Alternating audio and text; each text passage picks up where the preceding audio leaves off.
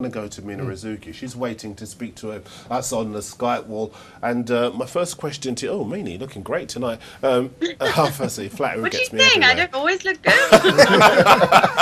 Isn't that always the way? You can't pay a woman a compliment. Just step a bit back away from the camera, Mina. No, I'm just kidding.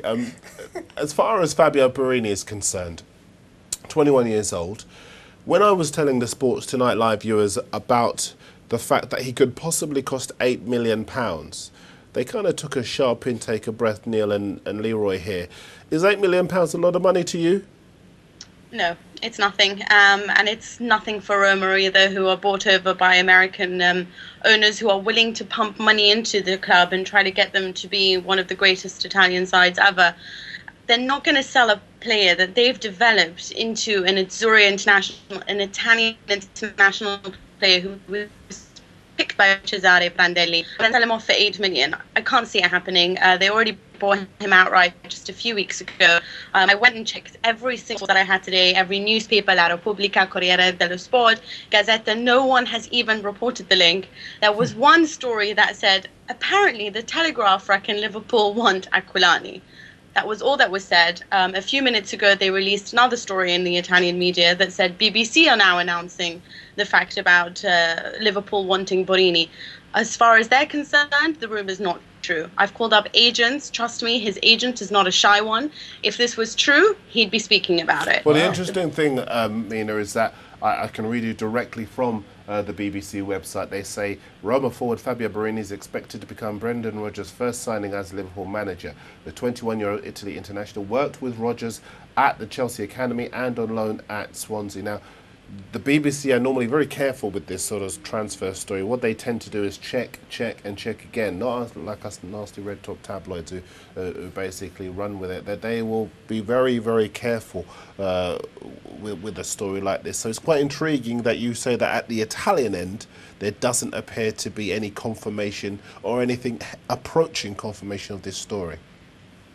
Well, yeah, there's absolutely nothing on it. Not written press, not online press. If you speak to agents, or there are certain men that are connected to Sky Italia, they do a show on that practically every day, which is called Transfer Gossip. It brings in about 2.3 million viewers every day.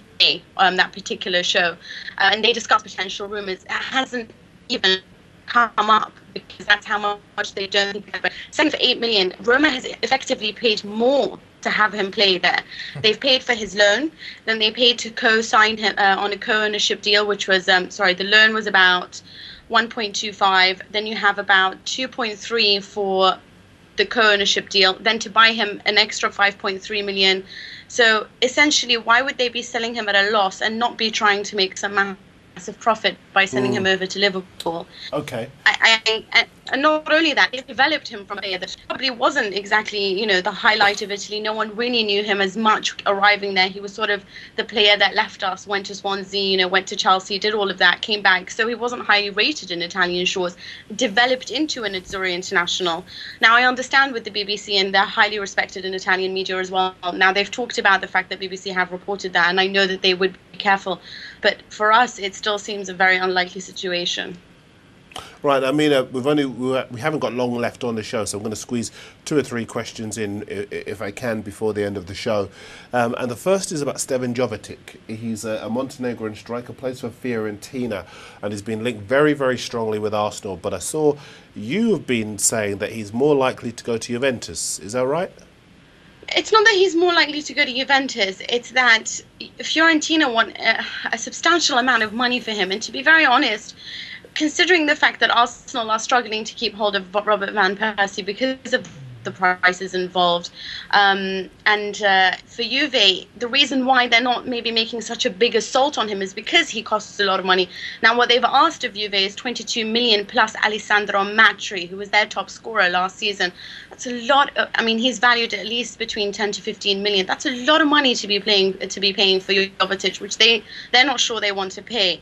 Now, is Arsenal going to be willing to pay that amount of money? No, I can't see that. Unlikely. Fiorentina don't have very many stars. They've just had to let go of Montolivo on a free because of the fact that there was huge issues with re-signing him, a little like Robin van Persie and Arsenal. They're not gonna let him go for cheap. Okay. And if that was a short question, I better ask an even shorter one, because Andy Carroll has been linked with AC Milan, and lots of people can't see it. Pierre Berlusconi, the son of Silvio, the president, has been talking in Italy last week.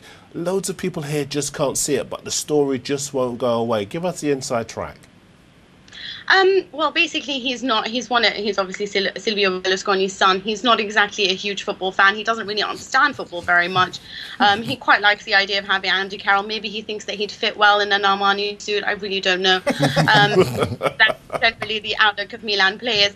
But, you know, I was listening to Marcotti speaking about this, and he was saying that this is not true. It won't go away. Now, latest rumours have come. This is actually a rumour that has been reported in Italy, unlike Borini. Now, what they've said is that if Milan do have them, if they would want him on loan. Obviously, Milan is cash strapped. They don't have money at the moment. They've struggled to keep Thiago Silva on board so as to not lose the likes of Cassano and Ibra, who've threatened to leave should Thiago Silva go. They're not going to splash the cash on Andy Carroll, who was bought for so much by Liverpool. They're talking about a loan deal for him, Mina. Could you see that happening? We'll accept that. No, to be fair, you're absolutely right. I can't, which is why we should move very swiftly. If I can, I've just got two more to ask. We've only got a couple of minutes left on the show, so I'll be very brief with these. But Alberto Aquilani, going back to Liverpool, apparently, does he have a future there, or do you still see him leaving Anfield and maybe going somewhere else next season? Well, his agent came out this morning and said his future is in the Premier League. Brendan Rodgers came out and said he spoke to him. He wants to test his strength of character. In Italy at the moment, he doesn't have very many options. Inter don't want to buy. They want to promote from youth. Milan, you already know the fact that Galliani, their vice president rather, came out and said that their transfer market is over. And Juventus are fully equipped in midfield. So I'm not entirely sure where he'd be going at the moment because no destination. And in 10 seconds, Roberto Mancini, I think anybody could have had the amount of money he's had at City and won the title. The chaps have been throwing all sorts of brickbats at me. Where do you stand? I know you're Italian, but put your objective hat on as the host of the World Football Show.